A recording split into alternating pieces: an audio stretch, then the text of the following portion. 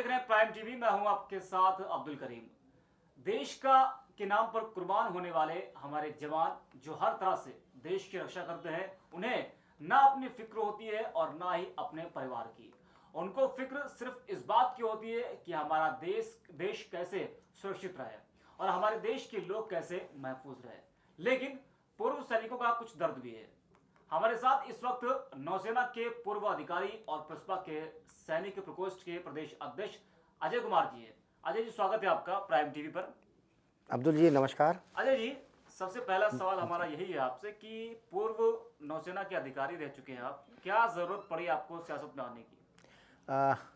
सियासत में हमें क्यों नहीं आना चाहिए? मैं तो आप ही से क्वेश्चन पूछता हूँ कि क्या पूर्व सैनिक जो हैं, जिनकी जनसंख्या हिंदुस्तान में हिंदू और मुस्लिम धर्म के बाद सबसे ज़्यादा है, क्या उनको सत्ता में भागीदारी नहीं चाहिए? बिल्कुल जी। तो हम इसलिए सियासत में आ गए। नहीं, कुछ सोच कर आए आप कि हाँ, हमको सियासत में आने से ये लाभ मिलेगा? मेरे को नेवी छोड़ के 20 साल हो गए और 20 साल तक हमने नहीं सोचा था कि हमें पॉलिटिक्स में आना है। लेकिन जब हमने देखा कि हमारी बहुत सारी मांगें हैं, हमारे जो पूर्व सैनिक हैं, बहुत लोग परेशान हैं, तो तब हमने सोचा कि हम लोग थानों के चक्कर लगाते हैं, हम लोग नेताओं के चक्कर लगाते हैं, हमारी कहीं सुनी नहीं जा रही है। तब हमने सोचा कि अगर हम सत्ता में आते हैं और अब सदन के अंदर हम अपनी मांगों को उठाते हैं तभी सुना जाएगा, बाहर रह के कुछ नहीं हो सकता।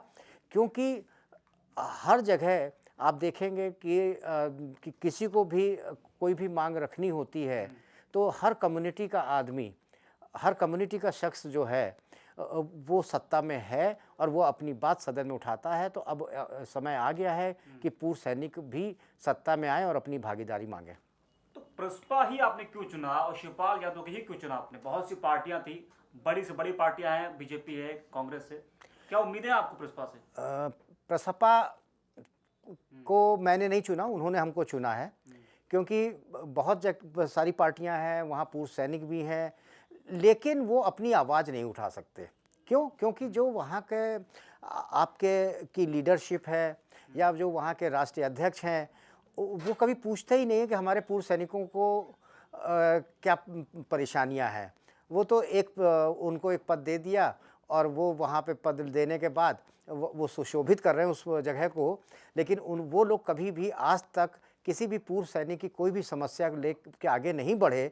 और जब हमने अपने राष्ट्रीय अध्यक्ष जी माननीय शिवपाल यादव जी से बात की तो उन्होंने जब सुना और उन्होंने कहा कि क्या पूर्व सैनिकों के साथ इतनी सारी परेशानियां हैं, आज तक तो हमको किसी ने नहीं बताया। और उनके पास मैं क्यों गया, मैं आपको बता दूं। हमारे माननीय मुलायम सिंह यादव जी हमारे पूर्व रक्षा मंत्री रहे। शायद बहुत लोगों को नहीं मालूम है कि जो शहीद होते थे उनके पार्थिव शरीर को पहले उनका क्रियाक्रम वहीं पे कर दिया जाता था जो शहीद हो जाते थे। हमारे माननीय मुलायम सिंह यादव जी ने शहीद के पार्थिव शरीर को लाने का उसके घर तक इंतजाम उन्होंने किया। एक काम उन्होंने ये बहुत अच्छा किया था।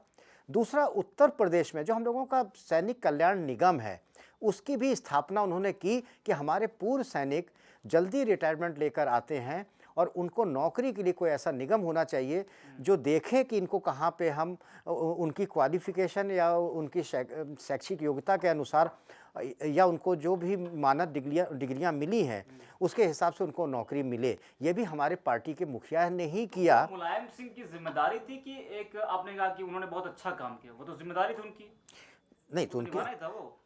उनकी जिम्मेदारी थी। जिम्मेदारी तो इसके पहले भी बहुत सारे नेता आए और उनके बाद भी बहुत सारे नेता आए, बहुत सारे लीडर हैं। आज भी जो हमारी मांगे हैं, जो हम लोगों की परेशानियां हैं, आज भी हमारे प्रधानमंत्री जी हैं, हमारे रक्षा मंत्री जी क्यों नहीं पूरी कर रहे हैं भाई? पार्थिव शरीर की आपने बात किया कि पार्थिव शरीर उनके परिवार तक पहुंचाते थे, तो अब भी पार्थिव शरीर आ रहा है परिवार तक?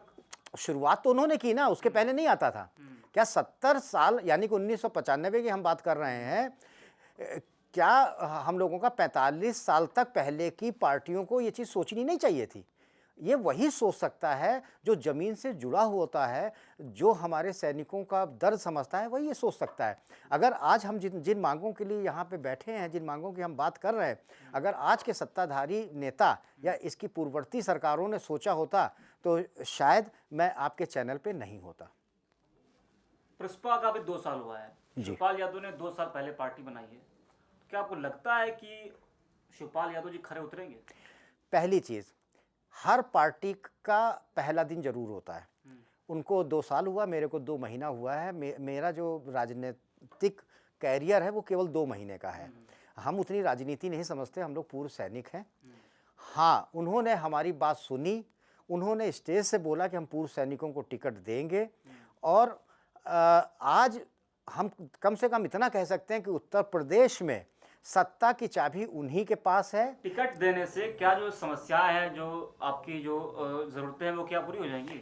सदन के अंदर अगर हमने अपनी मांग की कि 5% हमारे रिजर्वेशन होना चाहिए पूर्व सैनिकों का, चाहे वो विधानसभा हो, चाहे वो लोकसभा हो, चाहे वो ग्राम पंचायत हो या वो क्या कहते हैं नगर महापालिका हो, तो अगर 5% का रिजर्वेशन होता है तो हर पार्टी को टिकट देना पड़ेगा और वहाँ से एक ना एक पूर्व सैनिक चुन के जाएगा और सदन में हमारी परेशानी को उठा सकता है और कानून बनवा सकता है। तो आपको लगता है कि अगर शिवपाल जी आप लोग की बात को सुनेंगे तो और पार्टियां इसका फायदा उठा सकती हैं? शिवपाल जी ने तो सुन लिया है। अब अगर हमारी मांगे नहीं मानी जाती हैं तो हम तो फिर सड़क पे उतरेंगे। अभी किसान है, उसके बाद पूर्व सैनिक उतरेंगे और फिर जय जवान जय किसान का नारा चरितार्थ हो जाएगा हमारे लाल बहादुर शास्त्री जी का। अगर इन्हीं दोनों लोगों पे आप ध्यान नहीं देंगे तो ये तो हमारी मजबूरी हो जाएगी पूर्व सैनिकों की आंदोलन करना, क्योंकि जो हमारी मांगे हैं वो जुनून है और वो उन मांगों पे सुनना पड़ेगा, क्योंकि हमारे राष्ट्रीय अध्यक्ष जी ने सुना है और सरकारों को सुनना पड़ेगा, नहीं तो सरकार हम लोगों को बदलनी पड़ेगी। आपने मांग किया है कि 2-2 सीट राज्यसभा और 2-2 सीटें जो है विधान परिषद के लिए दी जाए। जी, मैं आपसे कहता हूं कि हमारी, जैसा भी हमने आपसे पहले भी कहा कि हमारी जनसंख्या हिंदू और मुस्लिम धर्म के बाद सबसे ज़्यादा है। आज पूरे हिंदुस्तान में 272 एंग्लो इंडियन हैं। उनके लिए 2 सीटें राज्यसभा में उनको मनोनीत किया जाता है और एक सीट विधान परिषद में। आप 272 लोगों के लिए आपने वहाँ सीट रिजर्व कर दी। 70 साल से हम एक दास्ता को आज़ाद होने के बाद भी ढोते आ रहे हैं और पूर्व सैनिक की जो जनसंख्या है वहाँ पे ना हमारा विधान परिषद में कोई सदस्य मनोनीत होता है ना राज्यसभा में। तो हम कहते हैं कि जब उनके लिए 272 लोगों के लिए हो सकता है तो करोड़ों पूर्व सैनिकों और उनके परिवार के लिए क्यों नहीं हो सकता, जहाँ पे सदन में जाके वो अपनी समस्याओं को उठा पाएँ और पूरा देश उनको देखे और उनकी बातों को सुने और जो कानून बनने चाहिए वो कानून बने। 10 अक्टूबर 2020 को उत्तर प्रदेश के मुख्यमंत्री योगी आदित्यनाथ ने समूह ख की नौकरियों में 5% नौकरियां पूर्व सैनिकों को देने का ऐलान किया था। देखिए, जहां हम इन नौकरियों की बात करते हैं, जो वादे होते हैं, एक आश्वासन होता है, वो सब दिया जाता है। आश्वासन दिया गया। इसके पहले भी हमारा रिजर्वेशन, ऐसा नहीं कि हमारा रिजर्वेशन नहीं है, परसेंटेज कम ज़्यादा हो सकती है अलग अलग प्रदेशों में, लेकिन आज भी हमारे कई पूर्व सैनिक सुप्रीम कोर्ट में, हाई कोर्ट में केस लड़ रहे हैं, क्योंकि जब हमारा पूर्व सैनिक वहाँ से आता है तो उसको एक डिग्री मिलती है, उसके एक्सपीरियंस के अनुसार एक उसके लिए एक जियो है, शासनादेश है, जिसके हिसाब से वो डिग्री मान्य होती है किसी भी सरकारी सेवा में। लेकिन हमारे बहुत सारे डिपार्टमेंट हैं जहाँ के एमडी या वहाँ के चेयरमैन कहते हैं हम इस डिग्री को नहीं मानेंगे। तो ऐसे तो आप आश्वासन देते रहिए और आपका जो कनिष्ठ अधिकारी है, जो आपसे नीचे है, जो आप जिसके ऊपर आपका कंट्रोल नहीं है, वो हमारे पूर्व सैनिकों को भगा देता है, उनको प्रमोशन नहीं देता, उनको वहाँ से कहता है कि अब हम प्रमोशन नहीं देंगे, ये डिग्री हम नहीं मानते। तो जब उसके लिए सरकार ने बोला हुआ है, शासनादेश है, तो वो क्यों नहीं मानते? आप तो ऐसे बोलते रहो 5% देंगे, लेकिन नीचे वाले देते ही नहीं है। तो ये तो सब आश्वासन देने की बात है। आपने एक आरोप लगाया है, वो हम आरोप उसको कह सकते हैं, क्योंकि कि आपने कहा कि थानों में पूर्व सैनिकों की सुनवाई नहीं होती है, जब जाते हैं तो उनकी वापस सुनवाई नहीं होती, उनसे पैसे मांगे जाते हैं। देखिए, सच्चाई क्या है? सच्चाई ये है कि अब अभी हमारे एक कर्नल साहब थे, उनको नोएडा में भी प्रॉब्लम हुई। पुलिस ने उनको 24 घंटे अंदर करके रखा। उसी तरह से गाज़ियाबाद में हुआ। अभी हम लोगों का अगर देखें तो लखनऊ में कई केसेस हुए। वहाँ हमारे पूर्व सैनिक जाते हैं, उनके साथ कोई परेशानी होती है, पुलिस उनकी बहुत बेइज्जती करती है। अभी एक हुआ था, सूबेदार मेजर को एक पुलिस वाले ने मार दिया। तो फौजी तो फिर फौजी ने उनको पकड़ के बहुत बुरी तरीके से थाने के अंदर पीटा। वहाँ पे कहने लगे कि फौजी बुरा है। अरे आप एक जो जवान जो हमारे सीमा की रक्षा करके आया है, और एक पुलिस वाला उसको झापड़ मार देगा। ये मांगते पैसा। कोई भी केस लिखने के लिए, एफआईआर के लिए पुलिस मांगती पैसा। और हमारे फौजी, उन्होंने कोई हरामखोरी की नहीं है, उन्होंने कभी एक पैसा घूस नहीं लिया, तो घूस देते भी नहीं है। और जब वो घूस नहीं देते हैं, इसलिए उनकी बात सुनी नहीं जाती है। तो मेरी मांग है कि जिस तरह से हमारा महिला आयोग है, अल्पसंख्यक आयोग है, SC ST आयोग है, उसी तरह से पूर्व सैनिक आयोग होना चाहिए। हमारे लिए एक प्लेटफॉर्म होना चाहिए, जहां पर जाकर अगर हमारे साथ कोई भी अन्याय होता है, तो हम वहां अपनी बात उस फोरम पे उठा सकें। आपने मांग की है कि उत्तर प्रदेश में ग्रहकर और जलकर माफ होना चाहिए, तो क्या आपको लगता है कि अदर स्टेटों में ये सब है? हिंदुस्तान के 17 प्रदेशों में आंशिक या पूर्ण रूप से गृह कर और जल कर माफ है। हमारे यहाँ यूपी में जब कल्याण सिंह जी थे यहाँ पे चीफ मिनिस्टर, और लालजी टंडन हुआ करते थे नगर विकास मंत्री, उस समय प्रॉमिस किया गया, उस समय बोला गया कि आप लोग अपने घर के रजिस्ट्री के पेपर दे दीजिए, आपका ये माफ़ हो जाएगा। तब से आज तक, वही अभी मैं बोल रहा था आश्वासन देने की बात, आज तक नहीं हुआ। हमारी मांग है कि पूर्व सैनिकों का दूसरे प्रदेशों की तरह जल कर और गृह कर माफ़ होना चाहिए। मिलिट्री स्कूल की मांग की कि बाकी जो ज़िलों में मिलिट्री स्कूल बनने चाहिए, वहाँ पर सैनिक स्कूल हैं लेकिन मिलिट्री स्कूल नहीं है।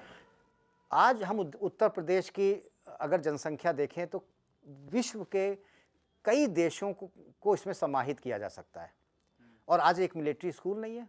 और जब तक हमको मिलिट्री की ट्रेनिंग नहीं मिलेगी, हमारे सिविलियंस या जो हमारे लोग हैं उनको नहीं मिलेगी, तब तक उनको उसके बारे में पता नहीं चलेगा। आज आप विदेशों में देखिए, वहाँ कंपलसरी होती है 2 साल 3 साल आपको फौज में नौकरी करनी पड़ेगी।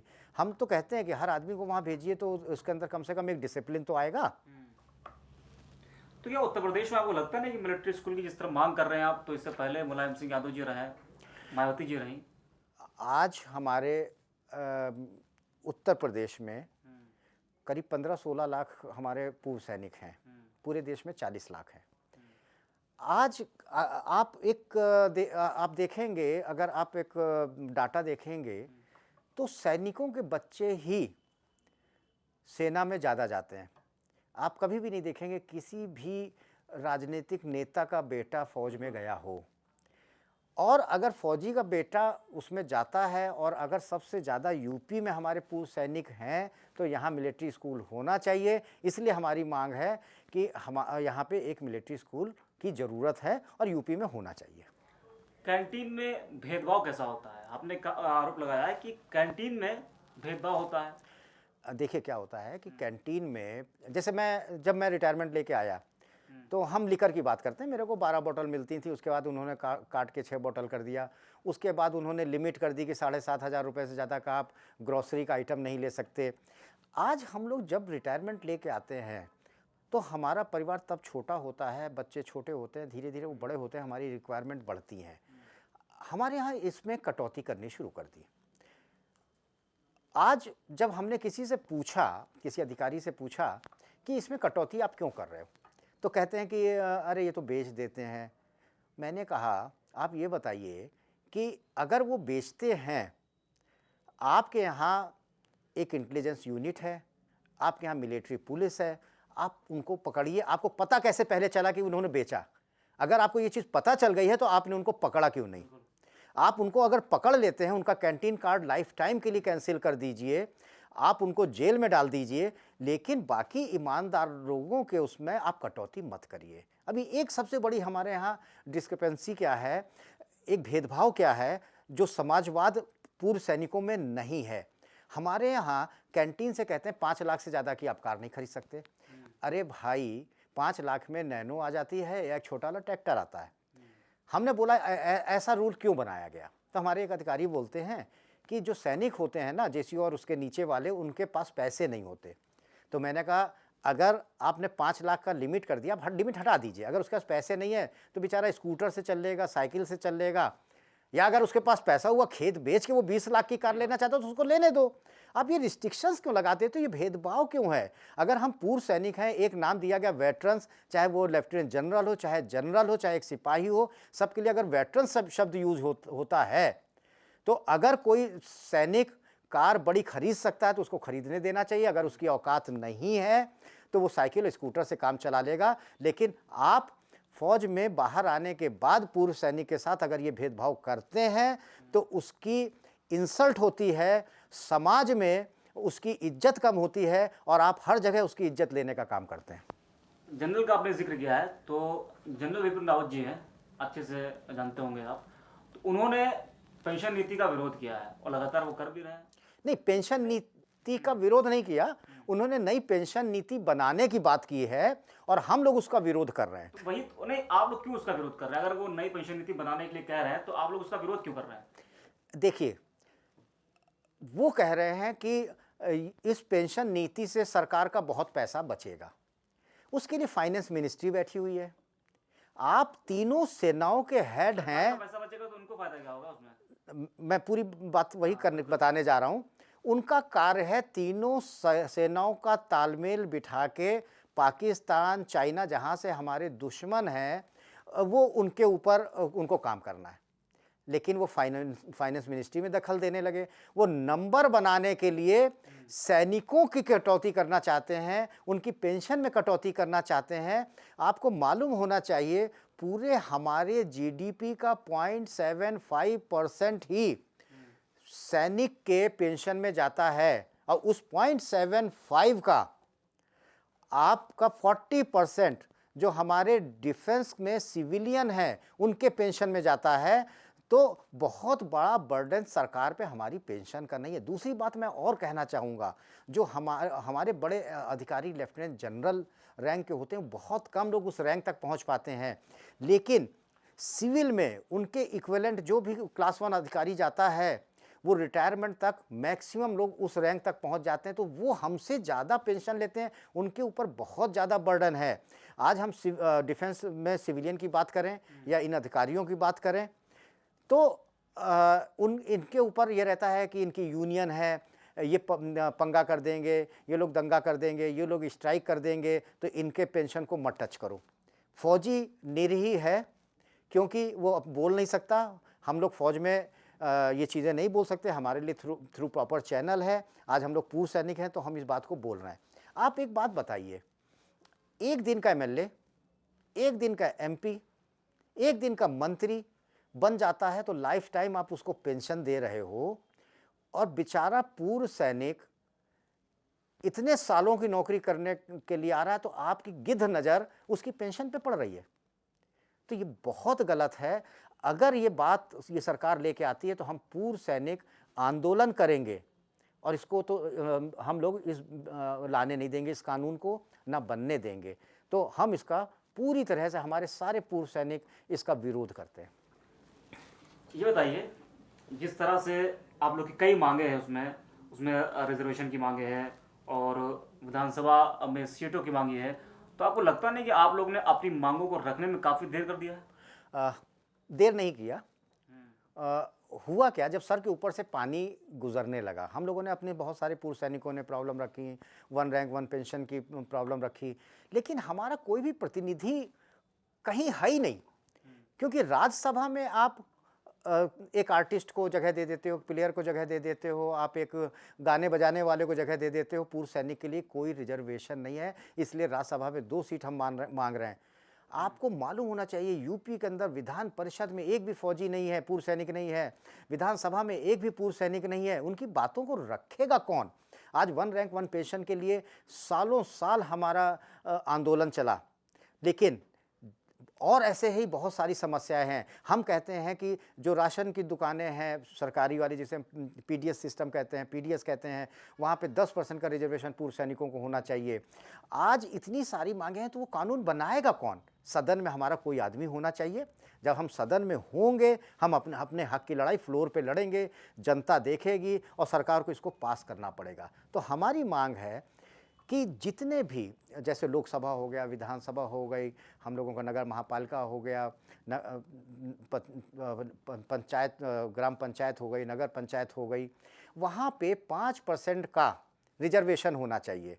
वो मैं इसलिए कह रहा हूँ कि अगर रिजर्वेशन है तो हर पार्टी को पूर्व सैनिक को टिकट देना पड़ेगा, तो कोई ना कोई पूर्व सैनिक वहाँ जाएगा जो पूर्व सैनिकों की बात करेगा। अगर रिजर्वेशन नहीं होगा, कोई अपने आप जीत के जाता है, कोई पार्टी टिकट दे देती है, नहीं जीतता तो वहाँ पहुँचा ही नहीं। लेकिन अगर रिजर्वेशन है तो वहाँ पूर्व सैनिक पहुँचेगा ही, और जब पहुँचेगा तो पूर्व सैनिकों की बात करेगा, क्योंकि एक पूर्व सैनिकों का दर्द अच्छी तरह से वही समझता है। मतलब वहां तक पहुंचने के लिए आपको लगता है कि पूर्व सैनिकों की बात सुनी जाएगी? बिल्कुल सुनी जाएगी। पूर्व सैनिक जब पाकिस्तान को अपनी बात मनवा लेता है तो यहाँ की सरकारों को क्यों नहीं मनवा पाएगा? और अब वो जागरूक हो गए हैं। जब से हम लोगों ने ये मांग रखी है, कई प्रदेशों से मेरे पास फ़ोन आ रहे हैं, कई प्रदेशों से लोग वीडियोस भेज रहे हैं और वो कह रहे हैं कि हम सब लोग एक साथ हैं। अभी किसान आए हैं, इसके बाद हो सकता है कि सारे जवान भी आ जाएं, पूर्व सैनिक भी आ जाएं अपनी मांगों को मनवाने के लिए। इसलिए सरकार को जल्दी से जल्दी हमारी ये बात मान लेनी चाहिए, क्योंकि प्रगतिशील समाजवादी पार्टी ने इस मांग को उठाया है और प्रगतिशील समाजवादी पार्टी हमारे सैनिकों के लिए बहुत कुछ करेगी और लड़ाई लड़ेगी और वो सड़कों पे भी आएगी इसके लिए। अच्छा, आपने देखा होगा एक चीज़ कि नरेंद्र मोदी जी 2014 से जब से प्रधानमंत्री बने हैं और अब तक कई बार वो सैनिकों के बीच में गए, उन्होंने त्यौहार मनाया, दिवाली हो, होली हो, कई त्यौहार मनाया है।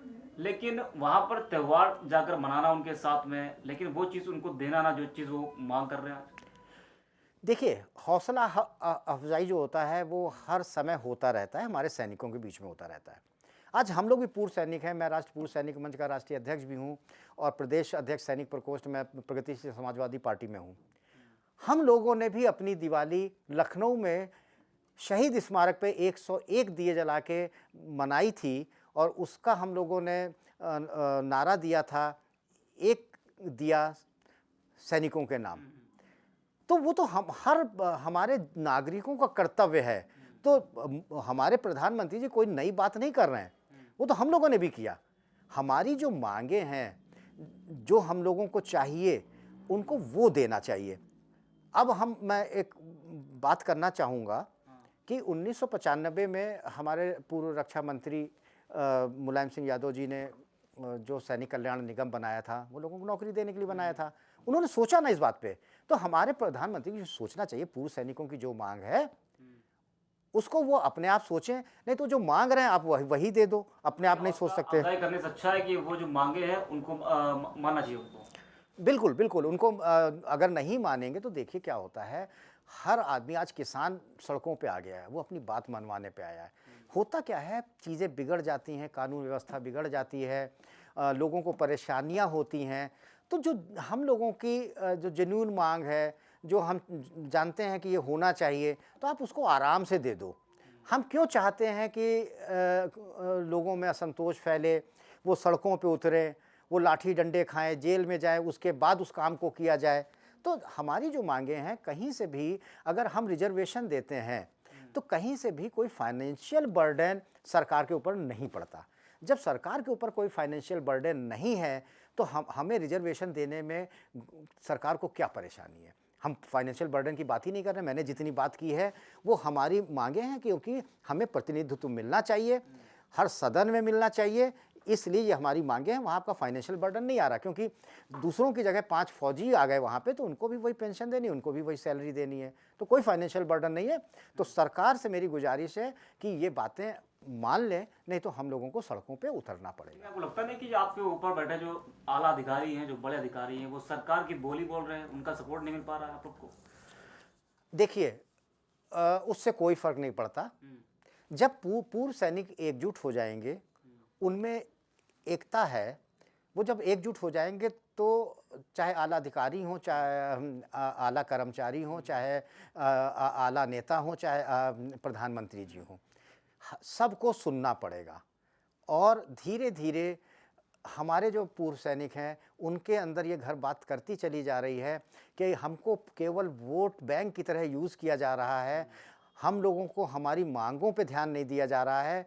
केवल एक ये कर दिया जाता है कि 15 अगस्त 26 जनवरी को जो हमारे सैनिकों को खूब आप अवगत कर देते हैं, लेकिन आज एक सैनिक बॉर्डर पे तैनात है, सीमा पर तैनात है, लेकिन उसके ज़मीनों पे कब्जा हुआ जा रहा है, पुलिस उसकी सुनती नहीं, उसके लिए कोई काम नहीं हो रहा।